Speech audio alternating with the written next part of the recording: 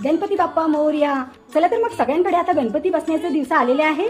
तर मग आपण गणपती बाप्पासाठी उकळीचे मोदक करायचे आहे. गणपती बाप्पाला फारच आवडतात उकळीचे मोदक. त्यासाठी आपण घेतलेलं आहे ओलं नारळ आणि इथे तांदळाची पिठी घेतलेली आहे आणि इथे कॉर्नफ्लॉवर घेतलेलं आहे. त्यांनी जे बॉल्स बनवतो त्याचे बँडिंग चांगली इथे क्रॅक जात नाही. आणि इथे गूळ घेतलेला आहे आणि 1 कप दूध घेतलेला आहे. चला तर मग गणपती बाप्पासाठी उकळीचे मोदक बनवायची तयारी करूया. सुरुवातीला उकळ करून घ्यायची. थोडंसं दूध घालून घ्यायचं आहे. कपभर चम्मचभर तूप घालायचं आहे. थोडीशी चव यासाठी थोडंसं मीठ घालायचं आहे. पाणी गरम झालेलं आहे मित्रांनो. तर आपण आता याच्यामध्ये तांदळाची पिठी घालून घ्यायची आहे. त्यानंतर कॉर्नफ्लॉवर घेतलेलं होतं थोडंसं.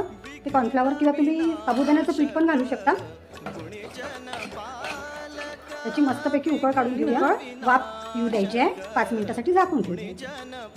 मोदकमध्ये भरण्याकरिता जे खोबऱ्या आणि याचं गुळाचं हे मिश्रण करायचं आहे. त्याच्यासाठी 1 चम्मच आपण तूप घातलं. त्यानंतर ओलं नारळाचं खोबरं.